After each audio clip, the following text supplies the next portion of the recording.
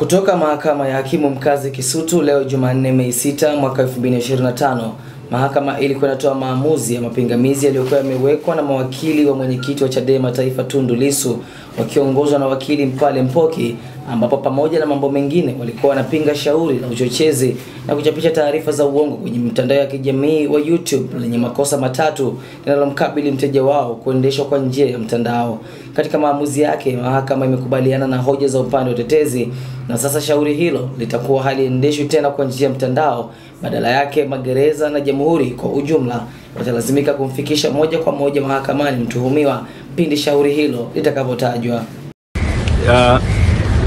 Leo tarehe 6 ya mwezi wa 5 mwaka 2025 katika mahakama ya hakimu mkazi ya Dar es Salaam inayokaa hapa Kisutu, shauri la kesi ya uchunguzi dhidi ya jamhuri dhidi ya Tundu Antipas Lissu limetajwa mbele ya hakimu mfawidhi Franco Kiswaga, ambapo itakiwa kwamba kesi iweze kuja kwa ajili ya kupata kwa ajili ya kutajwa. Kilichotokeza ni kwamba mteja wetu Tundu Antipas Lissu yeye akutokea katika mahakama ile ya kule gerezani kwa sababu ambazo ziliainisha wazi kwamba yeye anataka kesi isikilizwe kwa njia ya yeye kuletwa mahakamani moja kwa moja na kuwa katika mahakama ya wazi na sio katika mahakama ya mtandao. Upande wa mashtaka umesema kwamba uchunguzi wa shauri hili haujakamilika, na ukumbuke hii ni kesi ambayo ni ile ya uhaini. Sasa uchunguzi haujakamilika, mbali ya kwamba uchunguzi kesi nzima inaegemea katika maneno ambayo mteja wetu Tundu Antipas Lissu anadaiwa kuwa aliyasema mnamo tarehe 3 ya mwezi wa 4 mwaka 2025. Sasa upande wa utetezi tuko tunasema kwamba madhari hoja nzima zilizoko hapa mahakamani zinahusiana na kwamba upelelezi haujakamilika, lakini unahusika maneno ambayo yameleta mashtaka ni yale ambayo maneno ambayo yalitamka ndio ambayo yanasema kwamba yalisababisha mashtaka hayo ya kesi ya uhaini.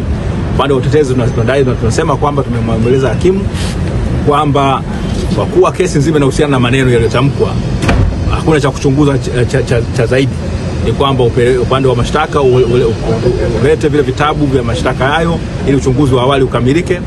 Upande wa mashtaka wao wamesema kwamba hawalazimishwi na sheria kuleta, watakuwa tayari watapandisha, lakini mwisho wa siku hakimu Kiswaga ametoa amri kwamba siku tunapokuja tena tarehe 19 ya mwezi wa 5 2025, upande wa mashtaka ulete maelezo kamili kwamba upelelezi umefikia wapi, na kesi haiwezi kuwa inaendelea kuwa inaahirishwa kwa ahadi za kusema kwamba uchunguzi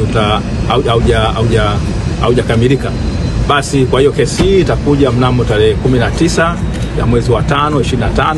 Tunategemea kwamba upande wa mashtaka utaleta maelezo sahihi kwamba upelelezi umefikia wapi, ili kesi ambayo inamkabili mteja wetu iweze kuanza na sisi tuweze kuonyesha jinsi gani mteja wetu hana hatia, kwa nini tutaweza kujitetea, na mwisho wa siku wa Tanzania na wao vile vile waweze kuamua katika akili zao, lakini kubwa zaidi mahakama iweze kutoa hukumu inayostahili. Asante.